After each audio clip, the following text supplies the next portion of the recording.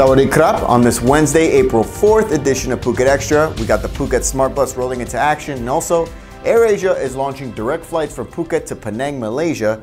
I'm JP Mestanza, and this is the news you need to know. A 64-year-old Chinese tourist is now dead after drowning in Patong beach, where only one volunteer lifeguard had been on patrol.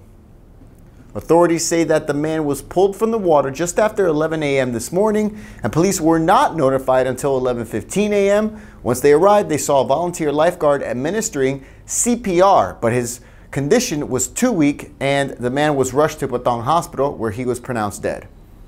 While police investigate what exactly happened as he was pulled from the water, the death of the tourist in front of his wife while on holiday in Phuket, it comes amid a now deadly, embarrassing fiasco of Phuket being unable to organize having qualified lifeguards patrolling the beaches around the island.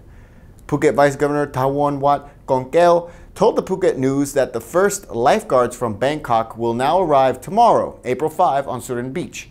No word yet on when patrols start on the other beaches. And finally, hitting the roads is the Phuket Smart Bus as it winds its way from the Phuket International Airport all the way to the Rawai Pier, becoming the first public bus service in action along the island's west coast. The Smart Bus will operate from 6:45 a.m. to 7:15 p.m. each day and has 12 bus station stops between the airport and Rawai Pier, with fares ranging from 50 to 170 baht depending on the distance, with stops at the Kata Night Plaza, Karon Circle, Jungsalong Mall in Patong, Kamala, Surin Beach, and more.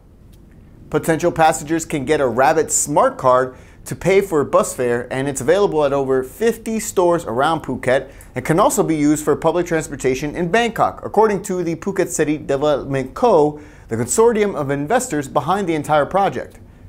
The Smart Bus has a GPS with interactive map for passengers to look it up on the location in real time. It's also equipped with free Wi-Fi, allows for phones to be charged via USB, and is wheelchair accessible. To learn more, visit thephuketnews.com. The investigation into the embezzlement and fraud of millions of baht from 34 provincial state welfare centers is now, for the most part, over. And the Public Sector Anti-Corruption Commission, PACC, they're asking the ministry overseeing the centers to punish the directors of those 34 centers. The whole investigation started because of two interns at a center in Kon Ken province last year, where they filed a complaint after their superiors allegedly ordered them to fill out forms and fake the signatures for 2,000 villagers, which would have totaled 7 million baht.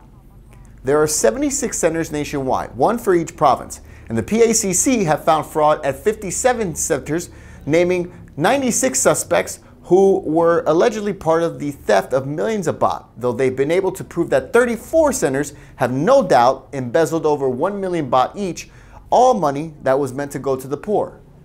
So far, 3 high-ranking officials have been implicated, 2 of whom are already retired, while other civil servants have been suspected of fraud. But because some of them are high-level civil servants, the PACC doesn't have power to investigate them. Only the National Anti-Corruption Commission, the NACC, can do that, and they've been asked to conduct a probe of the officials.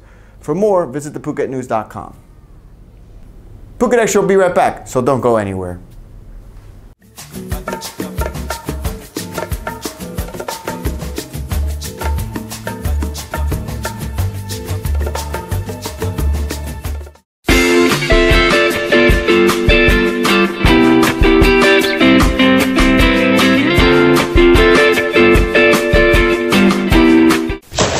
Thailand's premier SSI Diamond Dive Centre.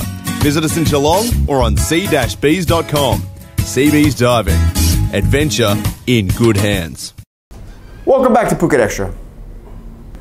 The military is saying that the southern Thailand insurgency movement, which has been raging for well over a decade, part of its funding is coming from the Thai government funds that were originally allocated for government schools but are being misused. During a media briefing in Patong province earlier this week, one of the deep southern provinces known to house insurgents, the commander of the army responsible for southern Thailand, he says that up to 60% of the funds allocated for some schools is funneled to support the insurgents, which in Patong comes to about 700 million baht a year. Every year, the government allocates about 1.26 billion baht for education in Patani to help 101,000 students and nearly 4,000 teachers in the province. But Lieutenant General Pirawat Nakwanach is saying that some teachers are using their position in the classroom to indoctrinate the students.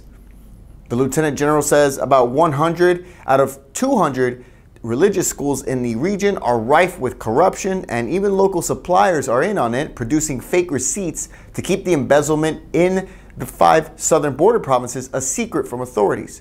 For more, visit thephuket.news.com. And after making progress on the development of a product that could help cancer patients, researchers and higher-ups at Rangsit University are urging Prime Minister Prayut Chan-o-cha to use his special powers as head of the current regime to allow for unhindered experiments and research into marijuana for medical use. The university rector, Dr. Artet Urairat, made the plea yesterday during a press conference on campus, adding that Rangsit University has made strides in developing a medicinal product that uses chemicals extracted from marijuana that would relieve the side effects of chemotherapy for cancer patients.